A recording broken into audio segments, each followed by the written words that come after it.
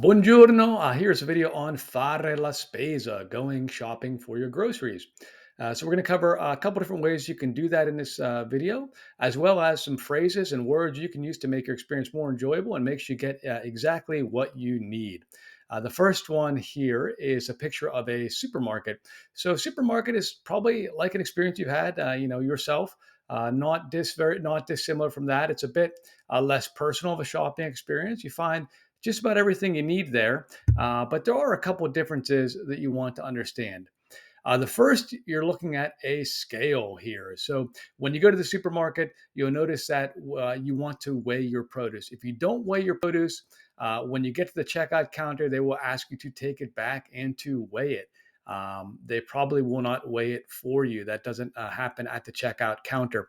Another thing is that when you handle this produce, in Italy, they like you to put on disposable plastic gloves. So make sure you put those on before you touch the produce in a supermarket. And they do this for a hygienic reason. Actually, I think it's kind of nice that not everyone is touching the fresh fruits and vegetables that you're going to eat. So you need to understand that. You also need to understand that you need to bring a shopping bag with you. If you don't bring a shopping bag with you, you'll be charged on the way out. For the bags that you purchase. I like to bring a backpack with me or a heavier bag or something. That way, if you're carrying some large bottles of water or heavy items, it's much, much more convenient.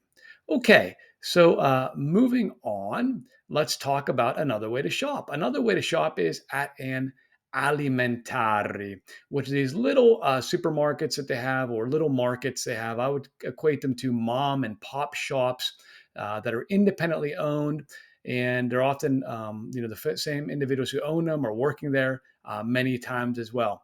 So this one clearly caters to tourists. We have some English writing here, but what you'll find just a smattering of different things. You might find olive oils and wines and pasta and fruit. You might find paper towels and a limited selection of cleaning supplies and things like that as well. And they're nice because you go in there and you'll interact with the shopkeeper. You can use maybe perhaps practice some Italian with them, get to know them. Things might cost a little more, but they're convenient because they tend to be just about one in every corner. And so you can not have to travel as far back to wherever you're staying with the things that you purchased. One thing you should know as well about shops is they often close over lunch, including grocery stores, especially mom and pops and smaller shops. Even some supermarkets may close at the lunch hour, so around 1 o'clock. So here we have 1300, 1 o'clock. We're opening at 1630, at 4:30. So take note of that, and also take note that Domenica aperto. What does this mean? It means that on Sunday it's open. So here we have a bakery, but you'll see this for supermarkets as well and other markets that oftentimes they may not be open on Sundays. So but if you're planning to do your grocery shopping on Sundays, make sure you understand whether or not the store is going to be open before you arrive there with your backpack all ready to go and you're frustrated. Certainly that's happened to me a number of times when I've been in Italy. Well, there are other ways to go shopping beyond just the alimentari and the supermarket. There's a ton of small specialized shops. Salumeria is a great one. You walk in, you see this wonderful display of cheeses. The shopkeepers will interact with you. They'll help you maybe make some recommendations of things you might want to try if you ask for a local cheese. And they could have other items. They might have olive oil. They could have some prepared goods or some olives and different things like that. So a beautiful place to go. Well, how can we order things and buy them in quantities? Don't worry, we're going to get there very, very quickly here. But I also wanted to show you another image. This is a gastronomia. Again, another place that might have some prepared foods and meats and cheeses. I like this picture because if you look at the text, it says assaggiate I nostri picci freschi fatti a mano. This says, try our homemade picci. Picci is a type of pasta. It's a thick pasta that you find in the Tuscany region. Fatti a mano means made by hand. So look for things like this. Look for those local products, those things made by hand. And in fact, if you look at this prosciutto hanging here, it says Toscano, meaning it was made in the region of Tuscany. And you see the number 92, serviamo il 92. So they're serving number 92. So be aware there may be a number system when you walk in. So make sure to grab that ticket if there is a ticket system so you're not waiting. This happens in supermarkets or in gastronomy or in some salumeria or other places where they might have a crowd. So just be aware to grab a number if you go in. Here's an outdoor market. Gosh, there are so many different things at an outdoor market that you can buy. So this is another great place to do it. You can wander around from booth to booth, and you just don't know what you're going to find. A couple guys having a conversation here, some folks to interact with, and where you may find at the mercato an assortment of fresh fruits and vegetables that are seasonal, and vendors that could give you a deal on them. And it's just there's no experience like wandering around an Italian market. I mean, the sights, the sounds, people shouting for your business. You might get a deal on something. You'll find the freshest things that come, um, from nearby, oftentimes, or maybe something from Sicily if you happen to be, in on mainland, that's just fresh and has just been harvested. So you definitely want to check out a market. That's another way to shop. Again, you can't find it all, so you're going to a grocery store, but I think it's the most fun way. You get to interact with a lot of people and ask questions and enjoy it. Here we have some pictures of some chickens hanging, and I looked at the same booth. They're cooking or roasting some chickens, so you never know what you're going to find here when you wander around in Italy. Here's one of a little truck. So you might find these mini markets, right? So there's a truck that's selling a few fresh fruits and vegetables in a city center. Another way to get some things that you might be interested in. A limited selection here, but they're sure to be fresh and good. And sometimes less is more when it comes to quality. Here we have a pescaria or a fish market. So you can find fresh fish, and this is another thing, a way to experience getting your food in Italy. So if we're going to buy these things in quantities, how do you purchase them? We don't use pounds. So that's one thing you want to be aware of. If you're acquainted to using pounds, that won't be understood. So you'll order typically in hectograms if you're ordering something that by weight. So you want to make sure you know your numbers. So we have here. I'll just go through and pronounce them for you. We have un etto, 1 hectogram. And 1 hectogram is about a quarter of a pound. It's not going to give you the exact same because it's a metric system, but that gives you a sense of what you are dealing with. So due etti would give you about a half a pound. Quattro etti, that give you a bit less than a pound. Not quite there, but you're approximating it. Cinque etti, or mezzo kilo, or a half kilo, that gives you a little bit more than a pound. And for dieci or un kilo, 1 kilogram, that would give you, that's 2.2 pounds, right? So that gives you significantly more than a pound here.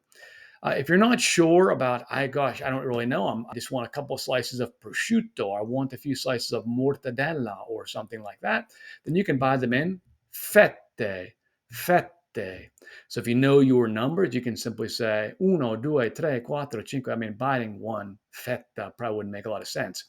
But you could buy 5 or 10 fette because you know exactly how many you want for that sandwich or how many you want to buy at the store. And buying a few quantities, Italians don't mind. They're used to this. If you buy just a quarter of a pound of something, they're perfectly okay with that. And cheese, you typically buy the piece, buy by the piece. Well, here's some other things on quantities. So if you're at, let's say, an outdoor market, you want to buy some vegetables or something, you want to buy some fruit or a piece of cheese, right? You might just buy a little. So you might say un po, or un pezzo to get a piece. Now, if you want a bit more, a bit less of that piece or that portion, you could say più piccolo, più piccolo, più grande. So smaller or bigger. Or you could say troppo, too much. Di meno, less. Di meno. Di più for more. Per una persona. Now you could walk up to the vendor and say, "Hey, I'd just like a little bit for one person, or for two people, right? By the portion." So you could say per due persone, for two people, as an example. The only caveat with this is the vendor might decide how much they might upsell you, or they might decide how much they would give for themselves. But it's another way to approximate if you're not sure how much to get and you're cooking for a few people. Of course, I love these words locale or nostrano, locale or nostrano, which mean locally made. So if you're asking for some prosciutto or a piece of cheese or something, why not ask for the local cheese and you'll learn something about it. Posso, posso. Posso means may I. May I as you're gesturing towards something before you touch it. Now, I mentioned in the grocery store, you can put in a plastic glove and you can bag it yourself. At an alimentari or at a market, I would not touch anything unless you ask first. Oftentimes, they'll want to get it for you. So just be aware of that and use that one as well. So let's go through a dialogue here. We can practice some of these things. Imagine you walk up to this vendor in a market and you see something's on sale and you go, "Ooh, I want to get some prosciutto and I want to get some other things." So let's go through. I'll go through it once and we'll and practice the pronunciation, practice listening, and repeat if you can. So you walk up. First thing you want to do is say "Buongiorno" or "Buonasera" if it's evening. "Buongiorno" if it's the daytime. Good day. Buongiorno, 2 etti di prosciutto crudo, cured, or cotto, per favore. So let's say it's crudo. 2 etti di prosciutto crudo, per favore. Just note, when you buy ham, prosciutto in many countries is referred to as the Italian variety of cured ham, but prosciutto just means ham in Italian. So if you ask for prosciutto, they're going to ask you, do you want crudo, cured, or do you want cotto? Okay, so make sure you know those two different words. Altro, anything else, they may ask. Un pezzo di formaggio, per favore. A piece of cheese, please. Che tipo? Che tipo, what type? They may ask. And you could point and go, quello, that one. Or you could simply say, locale. Now, if you say locale, they may show you a different couple. They may pick something up and say, we have this, we have that, or here's our local cheese, and they may tell you what it is.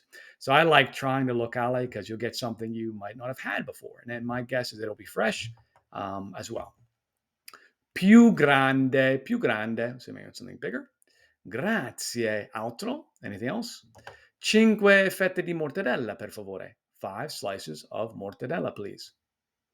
Basta così, grazie. That's all. Thank you. Basta così. That's enough. Grazie. Buona giornata. Have a good day. And again, you always want to greet them. You always want to say goodbye. You always want to say thank you. And please, that goes really, really far in Italian society. So that's it for this. Thank you so much. And we'll see you next time. Ciao.